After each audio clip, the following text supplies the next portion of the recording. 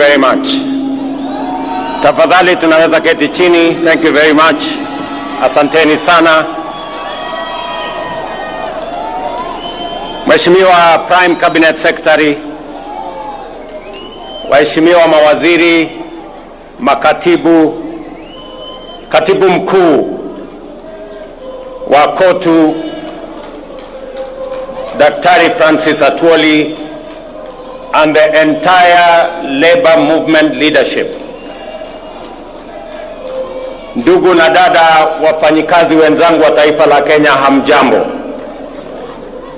Hamjambo tena. Wafanyikazi hoye. Wakenya hoye. Mimi nafurahi sana kuungana na nyinyi katika sherehe hii ya muhimu ya kuadhimisha siku ya wafanyikazi katika taifa letu la Kenya. Pia kuadhimisha miaka 60 ya KOTU katika taifa letu la Kenya. Na kama mfanyikazi, naungana na wafanyikazi wenzangu. Kuna wale wafanyikazi wako permanent and pensionable. Alafu kuna wafanyikazi wengine kama sisi ambao tuko kandarasi ya miaka. Wengine wako na kandarasi ya miaka 3, wengine miaka 5 na tofauti zingine. Lakini sote sisi ni wafanyikazi wa taifa letu la Kenya. Na itachukua sote tukiungana, tukishirikiana, kwa sababu kuvua ni kazi, kufundisha ni kazi, kutibu ni kazi, kulinda walinzi wale kutoka yule guard mpaka CDF wa jeshi, wote ni wafanyikazi. Pale sokoni kazi inaendelea, kule viwandani ni kazi inaendelea na wafanyikazi, kule mashambani vile vile ni kazi inaendelea na wafanyikazi. Sisi zote tukiunganika, tukifanya kazi kwa pamoja, ndio Kenya itapiga hatua ya kwenda mbele. Mimi leo napenda sana, huyu Atwoli alisema ataongea kwa kifupi. Akaongea kwa kifupi kweli. But wacha nisome taarifa nilio nayo, alafu nitasema mambo machache. I am honored, ladies and gentlemen, to join you today as we mark 60 years of tireless advocacy, solidarity and progress in protecting the rights and welfare of Kenyan workers. International Labour Day grants a timely reminder of our constitutional and moral duty to uphold the dignity of labor without discriminating by age, gender, race, ethnicity, or ability, and to continually confront the evolving challenges facing our workforce. Self-reliance in production is the key to economic growth and resonates deeply with our collective national ambition. It calls on all of us as government, workers, entrepreneurs, and communities to champion a Kenya that is resilient, productive, and truly self-reliant. It is in this spirit that this week the Cabinet approved the 2025 Finance Bill, a key instrument in our ongoing national economic transformation quest. This bill has been carefully crafted to stimulate economic growth, deliver efficiency, and enhance competitiveness and expand opportunity.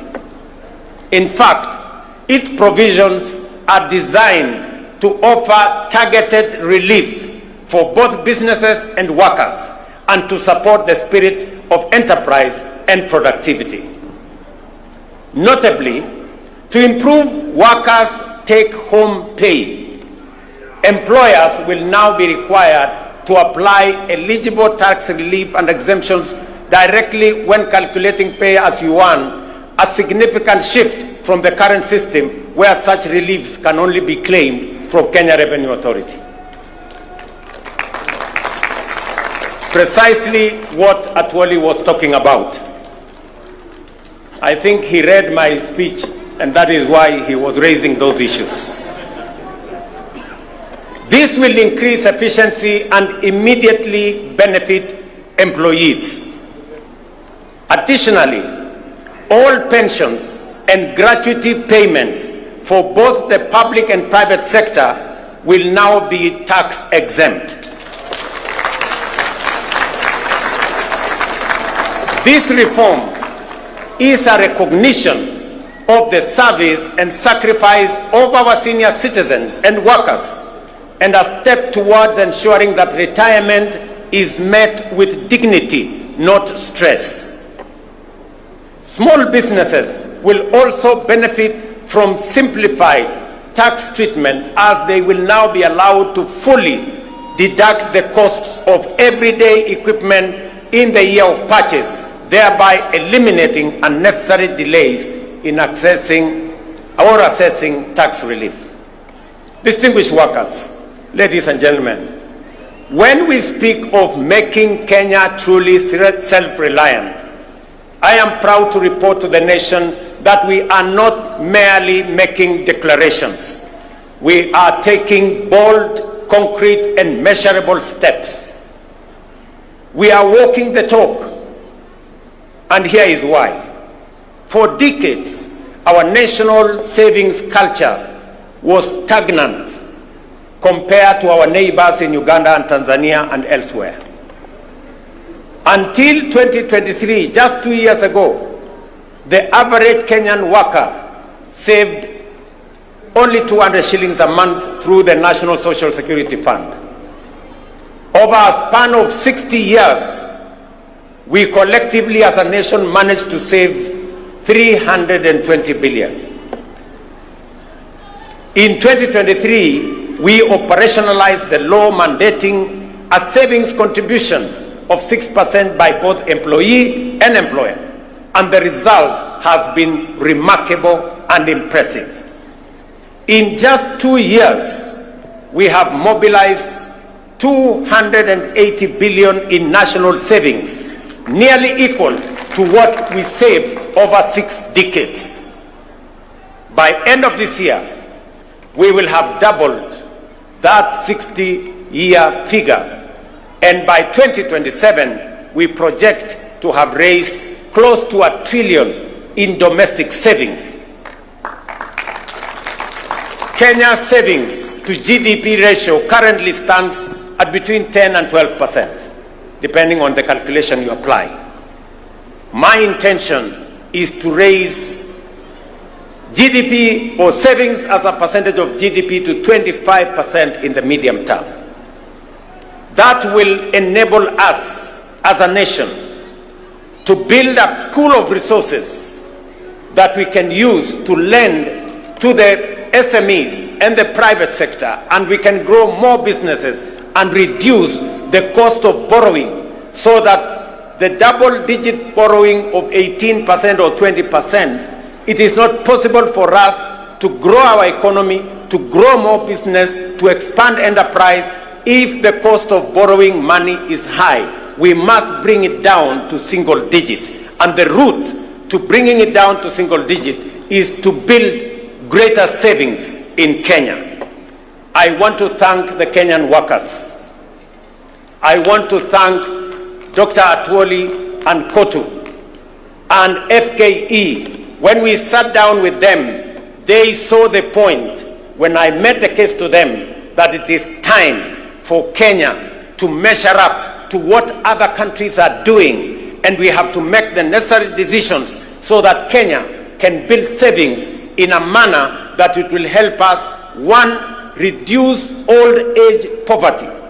When I came here for celebrations, Atwoli here told me Kenya is number 92 in the worst countries with old age poverty.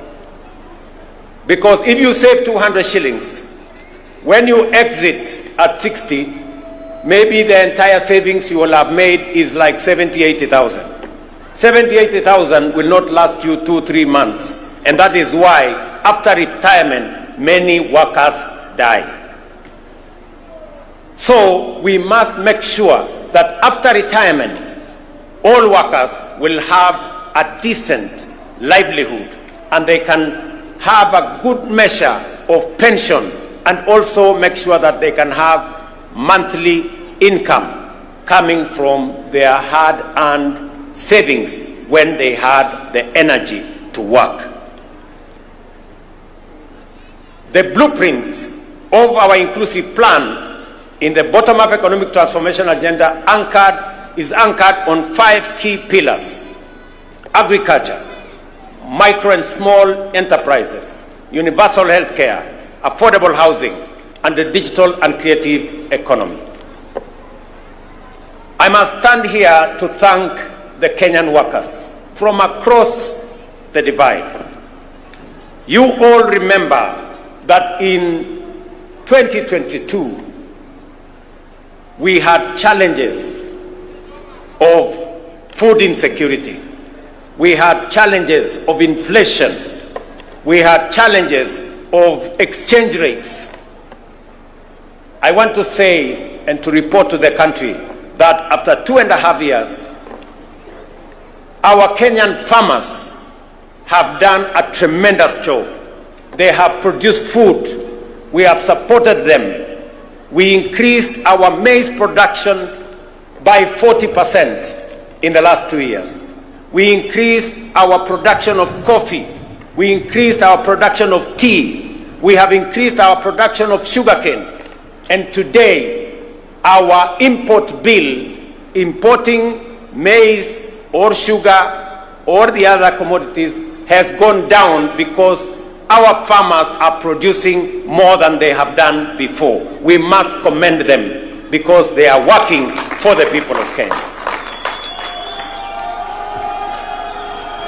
I must also say that because of the interventions that we have made, inflation has come down from 9.6% to 3.5% this year. Exchange rate has come down from 165 to the dollar to now 129 to the dollar. We have expanded our foreign exchange reserves by 2.4 billion shillings. 240 billion shillings. So we have made progress. And that is the reason why the IMF last week listed Kenya as the 6th largest economy. In 2022, Kenya was the 8th largest economy. In 2.5 years, we have managed to overtake Angola, we have managed to overtake Ethiopia. Now Kenya is the 6th largest economy in Africa. In fact, it is the largest economy in East and Central Africa. And it is because of the Kenyan workers, the collective effort of our farmers, of our workers in industry, of our teachers, and everybody else that has contributed to moving Kenya to where we are today. I am very confident about the future of our country if we work together in the manner in which we are working together. In agriculture, our overarching goal remains to make farming profitable, stabilize farmer incomes, and secure national food security. The reduction of fertilizer prices has led to 40% surge in maize production, boosted farmer earnings, reforms in the coffee sector, including the elimination of inefficiencies and corruption, and the streamlining of the Nairobi Stock Exchange have raised farmer prices from 50 shillings to a kilo to between 100 and 150 shillings to a kilo now. Similarly, reforms in the sugar sector have revitalized the industry, leading to record production, better incomes, and bonus payouts for farmers, while creating thousands of new jobs. I recall with very deep personal satisfaction seeing Mama Redempta Makoha of Mumias receive a bonus check of 80,000 in January this year, money she has proudly used to advance her well-being. That is what real impact and transformation looks like. And let me assure the Kenyan workers and the representative of the Kenyan workers, we've just completed the leasing of the 5 sugar factories owned by the government of Kenya. They will now be commercially run by private sector players who have the acumen, the resources, the know-how on how to run business. And I want to assure you that no worker is going to lose their job. In fact, with the increased efficiencies, with better performance of these factories, we are scheduled to hire more workers so that we can drive our sugar industry. Our affordable housing program is another flagship initiative delivering real impact. By end of April, it had created 250,000 jobs spanning architecture, engineering, urban planning, masonry, carpentry, plumbing, electrical work, while reinvigorating local economies. I proudly saw workers from affordable housing in this meeting, and I want to commend them for the transformation they are carrying out in the Republic of Kenya, not just in Nairobi, but everywhere else. This program will, in the next few years, expand home ownership across the country. Ladies and gentlemen, the MSME sector remains the greatest untapped reservoir of employment in Kenya today. Our commitment to unlocking its potential is resolute. The Hustler Fund continues to deepen financial inclusion and support entrepreneurship at scale. To date, over 25 million Kenyans have accessed nearly 70 billion through the fund, with over 4.5 billion saved, mobilized in savings. We have also introduced a 9-band credit rating system to formalize credit histories and unlock new opportunities for those without traditional collateral. Already, more than 4.5 million borrowers with A and B rating have qualified for the Hustler Fund Bridge product, linking them to commercial banks and paving the way to the formal credit market. Over 400,000 have transitioned to this product, with some accessing up to 150,000 without security, without title deeds, without logbooks. They can now have access to 150,000. These borrowers are the future of our enterprise and economy. Ladies and gentlemen, our education, we are closing the teacher shortage gap that existed in 2022 of 116,000. We have recruited over 76,000 teachers in the last 2 years. And we have set aside another 2.4 billion shillings in this year's budget to hire additional teachers, 20,000 of them, with effect from January next year. Further, the government has allocated another 1.6 billion for capacity building for teachers and another 1 billion for the promotion of teachers, so that we can have them assist us produce more human capital and more workers with skills and competencies to manage our economy and to run our country. This investment has improved student-teacher ratios, enhanced literacy and numeracy, and generated stable employment in communities across the country. Labor migration continues to be a cornerstone of our strategy to expand jobs for Kenyans. Last year, over 200,000 Kenyans secured jobs abroad. This year, we are strengthening our efforts through targeted recruitment and bilateral labor agreements. The newly opened Labor Attaché office in Berlin will help operationalize these partnerships and serve as a strategic hub for accessing opportunities in the broader European countries or European Union of 26 countries. The net well-being of workers is incomplete without health security. I am pleased to report that over 21 million Kenyans have registered under the Social Health Authority, up from 8 million under what was NHIF. This is a monumental leap towards universal health coverage. I urge every Kenyan to register, and I am happy that every day I watch the SHA portal, and every day between 45,000 and 50,000 Kenyans register. They are assessed, and we are moving the country towards universal health coverage. We are overcoming the teething problems that existed, and more Kenyans are beginning to realize that we can have universal coverage, reaching out to as many Kenyans as possible. Distinguished workers, ladies and gentlemen, the right to join a union for protection of the values of fair pay, safe working conditions, and the right to unionize is a constitutional guarantee. I have directed the Ministry of Labor and all relevant agencies to ensure that even employees under outsourced contracts can freely join trade unions and benefit from collective bargaining frameworks.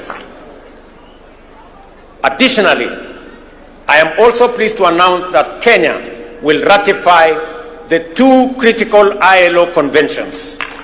ILO Convention number 189 of 2011 on domestic workers to safeguard their dignity and rights, and ILO Convention number 190 of 2019 on eliminating violence and harassment in the world of work. Dr. Mutua and team, you know what you need to do, so that when we come here next year, we will report to the Kenyan workers that we have ratified and we have concluded our work. As Dr. Atwoli has said, when we agreed to enhance pay by 6% last year, there ensued a debate, and some of the employers have not implemented the 6% we agreed on last year. It is not right, it is unacceptable, and I am directing the ministry to work with the head of public service to ensure that every employer makes sure that we implement the 6% increase of salary that we agreed upon last year, and to quickly embark on the exercise to put together the next agreement so that we can take it forward in the next time. To all of you as the Kenyan workers, I agree with Dr. Atwoli that the city of Nairobi is the face of Kenya, and we must live in the city that has dignity. And I have joined hands with the county government of Nairobi to make sure that we complete all the link roads, to make sure that the city of Nairobi has motorable walkways and decent roads in different states, especially in the informal settlements. We have also agreed with the city of Nairobi on how we are going to clean this city. As I talk to you, we have 20,000 young people under the Climate Works arrangement, because I made a commitment that we are going to clean Nairobi River and make sure that we develop additional social housing for the people of Nairobi to give dignity to the city of Nairobi. I went around the city of Nairobi 2 months ago, and we also agreed that the children of Nairobi who today don't have as much school facilities and infrastructure as other counties will benefit from additional government support, so that all the children in the city of Nairobi, especially those who live in informal settlements and attend informal schools, are graduated to public schools where they can get proper education paid for by the government of Kenya. I want to thank the members of Nairobi, the members of parliament from Nairobi County, and some of them are here, for the partnership that we have worked on to make sure that both the children of Nairobi go to school and the city of Nairobi benefits from the Climate Works program that will employ more young people. And we are going to be transitioning to another 40,000, to another 20,000 to make it 40,000 shortly as we graduate into the budget next month. So wale wote ambao wanashiriki katika kazi hiyo ya Climate Works, wale wanashiriki, na mimi naona nafikiri wengine wao wako hapa, wale wanafanya kazi katika affordable housing, mimi nataka niwaeleze ya kwamba hii nchi yetu itajengwa na sisi kama wafanyikazi wa taifa letu la Kenya. Affordable housing itatupatia ajira, pia itatupatia mahali pazuri pa kuishi, kuondoa wananchi wengi wanaoishi katika vitongoji duni. Na mimi nataka niseme ya kwamba vile mumeuliza, mmoja wenu wameuliza ya kwamba mnataka kutumia payslip katika kuaccess mambo ya affordable housing. Hiyo ni maneno mzuri sana. As long as we are discussing how we are going to occupy the houses, whether by deposit, wale wako na deposit, yule ambaye una deposit peleka payslip, tutapangana na wewe tujue vile utapata nyumba uishi mahali pazuri. So tushirikiane namna hiyo, tufanye kazi hiyo kwa pamoja, na mimi nataka niwaeleze ya kwamba Kenya itabadilika. Nilikubaliana na watu wa China. Wakati nilienda China, pengine watu wengi walikuwa wanafikiri tumeenda kukopa madeni zaidi. Hapana. Tulikubaliana ya kwamba tutajenga barabara kutoka Rironi kwenda Nakuru, baadaye mpaka Malaba. Lakini sio kwa madeni. Hapana. Tutajenga barabara hiyo kutumia investment. Vile tumejenga expressway kutoka airport mpaka mjini Nairobi, hatujatumia pesa ya serikali, na hiyo pia tutafanya hivyo. Hata hiyo reli tutatoa Naivasha tupeleke mpaka border yetu na Uganda, vile vile itakuwa kupitia kwa barabara ya investment, sio kwa madeni. Kwa sababu nimesema ya kwamba lazima tupunguze madeni, kwa sababu inaweza kuharibu nchi yetu, na tutumie mbinu mbadala, a different approach, a much more innovative approach to carry out development in our country, and it is doable and it is possible. Kwa hivyo tushirikiane katika njia hiyo, na mimi nataka niwaulize Wakenya wote tuungane, tushirikiane, tufanye kazi kwa pamoja.